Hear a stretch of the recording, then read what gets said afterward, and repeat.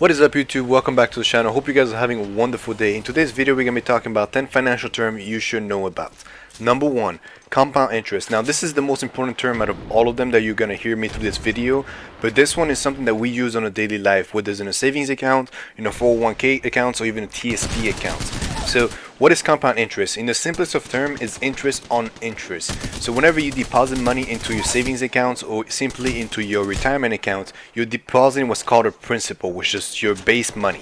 Now that money earns some sort of interest down the road, which is money that the banks or the actual financial world pays you for pretty much keeping that money there.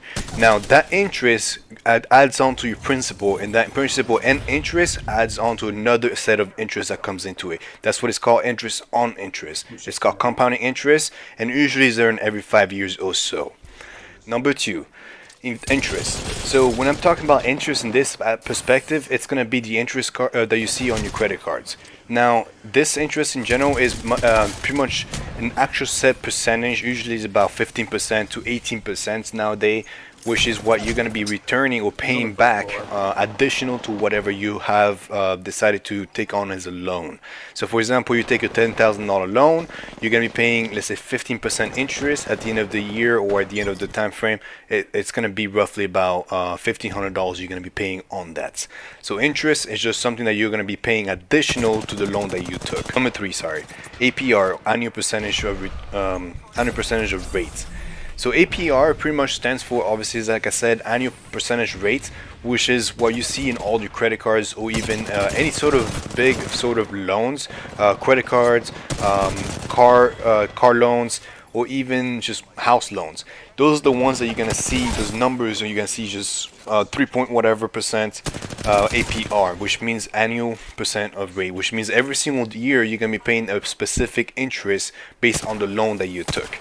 Now APR is pretty much one of those things that you really want to have the lowest APR, no matter if it's a credit card for your car or even simply just a house. APR is one of those things that it's pretty much negative debt. You don't want to own APR to anybody, but obviously if you have a credit card, you're going to have APR. The only way for you to get away from paying those things is by completely wiping off all your loans as soon as the month comes in around, which you're pretty much paying interest on the actual credit card or any sort of loans that you have every single 30 days. So if you pretty much are able to pay that before the 30 days, you're getting away from that APR or just the interest rate on that credit card. Number four, equity. Now this is a word that I talk quite a bit and I mention quite a bit in all my videos, which is the equities that I potentially have in my house or the equity that you potentially may have in cars that you purchase and stuff like that. Equities is really just like a term based on the fact that you put a principal in buying a specific asset or just, you know, liability, whichever one it is. But most cases you put money forward to make that purchase, and down the road that purchase kind of go up in price. And pretty much whenever you resell, whatever the difference is between what you bought it at and whatever you sell it at, usually it's higher. That's going to be the equity. Let's say I bought a car for $20,000, but I'm selling it for $25,000. The equity is that $5,000 difference. Number five, stocks. Now, stocks is something I mentioned pretty much in every single one of my videos. Stocks is pretty much a share or specific part of a company. Now, company stocks, you can actually find the definition on the top of the video, but the company stocks are pretty much just a little small percentage of the actual companies. So you can say whenever you own a stock, you technically own part of the company. You're considered a shareholders. Obviously, in some cases, you have to own thousands and thousands of shares, but that's not the case. And in general, just you consider yourself a shareholder or part of that company because you put investments into that company. Number six, mutual funds. Mutual funds is pretty much what, pretty much anything that has to do with you giving money to someone else and they have to trade it for you. Mutual funds are usually professionals that will charge you a certain percentage in order for them to manage your money.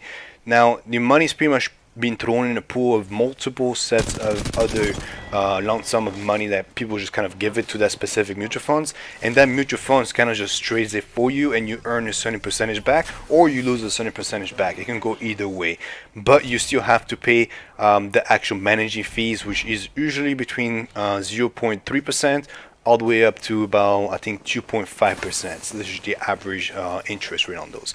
Now, whenever you do a 401k or a TSP, you're pretty much giving your money to a mutual fund. Number 7, index fund.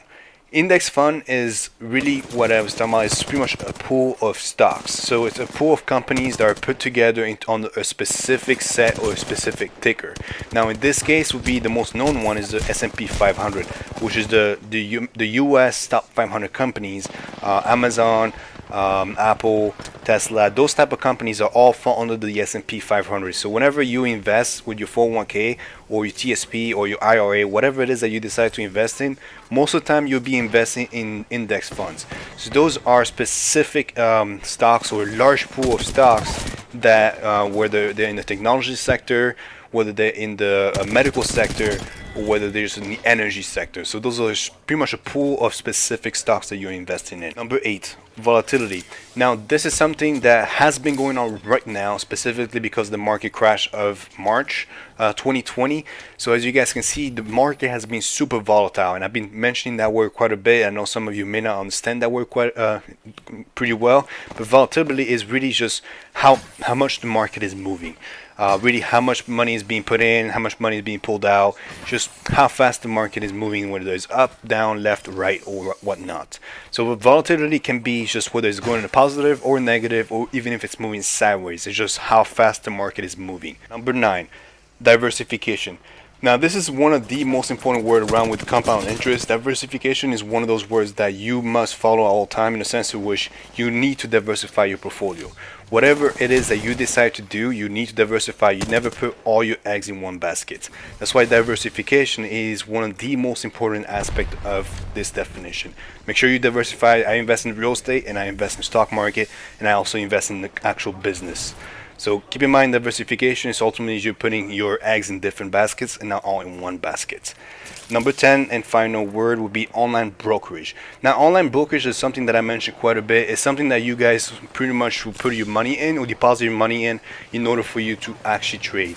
Now you can actually find my links down below, whether it's Acorn or Robinhood. Those are online brokerage which ultimately you guys can trade actively. Acorn, it's a mutual fund. They will trade the actual money for you, but Robinhood, you make the trades yourself, and they're considered online brokerage.